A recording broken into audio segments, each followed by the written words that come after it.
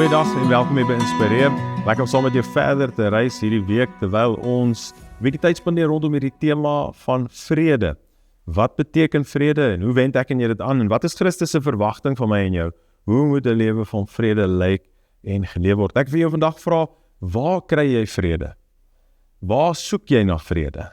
Waar ontvang jy vrede in jou lewe? Beleef jy dat daar plek is in jou lewe waar jy werklik vrede beleef?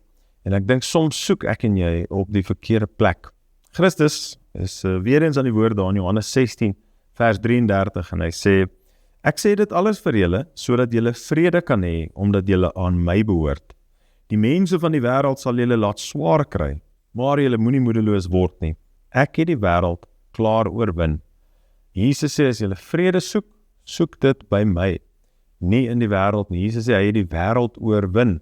En soms is ek en jy op 'n plek waar ons dalk beleef ons is 'n bietjie ver van die Here af, of ons is deur hartseer, smart, selfs verlies, en ons kom deur 'n seisoen in ons lewe wat dalk 'n winterseisoen is, en dan het ons 'n manier om soms te gaan soek en te gryp na dinge wat ons glo ons vrede sal gee. Die probleem met dit is, hierdie vrede sal ons nooit ten volle vul nie. Dit mag dalk 'n oomblik, ek wil sê soos die Engelse sê, a moment of tranquility wees, waar ek voel in 'n oomblik, wow, nou is ek daarom 'n bietjie ontspanne.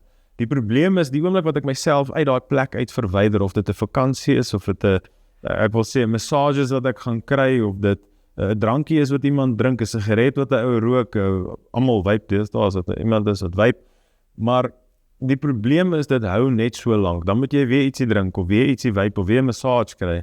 Maar Christus maak ons hierdie offer, hy sê, ons het vrede in hom, en hy sê dat wanneer ek en jy ons vrede in hom soek, dan sal ons versadig word met sy vrede. Met ander woorde, dis nie 'n tydelike vrede soos wat ons in die wêreld beleef. Ons het dalk 'n stukkie vrede vir 'n bietjie tyd, en dan is dit nou maar weer, ek wil amper sê, terug na realiteit toe nie. Maar Jesus sê, wanneer ons in en deur hom leef, dan het ons 'n ewige, met ander woorde, 'n konstante vrede wat ons in ons harte het, ongeag van verdrukking. Hy sê, wanneer mense ons te nakom en wil kwaad doen, ongeag van wat om ons aangaan, die Here sê, hy gee vir ons hierdie vrede in hom. So ek wil jou uitnooi vandag, ek weet nie waar jy jou vrede dalk soek, en of jy dit 100% by Christus kry nie, maar ek wil jou uitnooi, wil jy hom nie vat op sy woord vandag, en waar hy vir jou sê, maar ek wil vir jou hierdie vrede gee, dis vir jou beskore, dis nie net vir sekere mense nie, enige iemand wat hom aanroep, enige iemand wat hulle tot hom nader, kan deel hê aan hierdie wonderlike vrede, wat die Here vir my en vir jou wil gee. So, kom ons vat hom op sy woord, kom ons soek ons vrede by hom, nie in aardse dinge nie by mense nie, mense gaan ons altyd teleurstel, maar Christus, nooit. Kom ons bid saam. Here, ons eer U en ons sê vir U dankie, Here, dankie dat vrede ook 'n geskenk is, soos U Gees ook 'n geskenk is, en dankie, Here, dat ons met alles wat om ons aangaan in hierdie wêreld, 'n lewe van vrede kan leef. Ek bid, Here, vir elke persoon wat vandag saam inskakel, Here, vir 'n bonatuurlike vrede in hierdie oomblik, daar waar hulle nou is. Here, dankie vrede.